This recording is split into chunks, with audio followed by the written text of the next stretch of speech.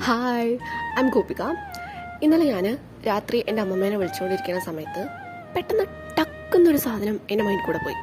എന്താണെന്നറിയോ, അമ്മമ്മേനെ ആലോചിക്കുമ്പോൾ എനിക്ക് പെട്ടെന്ന് ഫസ്റ്റ് വരുന്നൊരു മെമ്മറി എന്ന് പറയുന്നത് എന്താണെന്നറിയോ, ഒരു നേതിച്ചോറിൻ്റെ കഥയാണ്.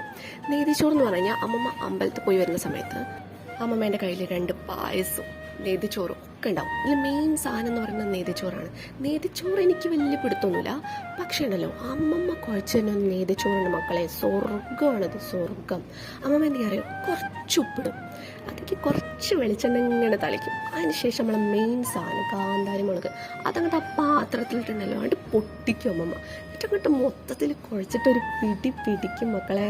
എന്നിട്ട് ഭാര്യമൊന്നും തരില്ല കേട്ടോ, ഓരോരുത്തരും ഇങ്ങനെ കൈ നീട്ടി ഇങ്ങനെയൊക്കെ ഉണ്ടാവും. ഇപ്പം ഞങ്ങളിപ്പം എൻ്റെ വീട്ടിലെ കുട്ടികളുണ്ടാവും, അപ്പുറത്തെ വീട്ടിലെ കുട്ടികളുണ്ടാവും. എന്നിട്ട് ഞങ്ങളിങ്ങനെ കൈ നീട്ടി ഇങ്ങനെ നിൽക്കും. ഈ ഒരു കൈ വലുപ്പത്തിൽ അമ്മ ഇങ്ങനെ ഉണ്ടയാക്കിയിട്ട് ഞങ്ങൾക്ക് അതങ്ങോട്ട് തരും.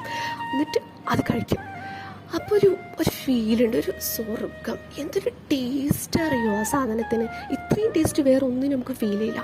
അത്രയും രസമാണത്, അത്രയും രസത്തിലാണ് മുമ്പ് തരിക. വെറുതെ അവിടെ അങ്ങനെ നെയ്തിച്ച് കൊടുക്കുമ്പോൾ ഞാൻ കഴിക്കില്ല കേട്ടോ, ഇങ്ങനെ തരുമ്പോൾ മാത്രമേ ഞാൻ കഴിക്കലുള്ളൂ. അപ്പോൾ എനിക്ക് അറിഞ്ഞൂടെ നിങ്ങളിൽ എത്ര പേര് ഈ സാധനം കഴിച്ചിട്ടുണ്ടെങ്കിൽ കമൻറ്റ് ചെയ്യുക ഗൈസ്. ഒടുക്കത്തെ ഫീലാണ്, നല്ല ഫീലാണ്. അപ്പോൾ ശരി, അപ്പോൾ നാളെ കാണാം, ബൈ.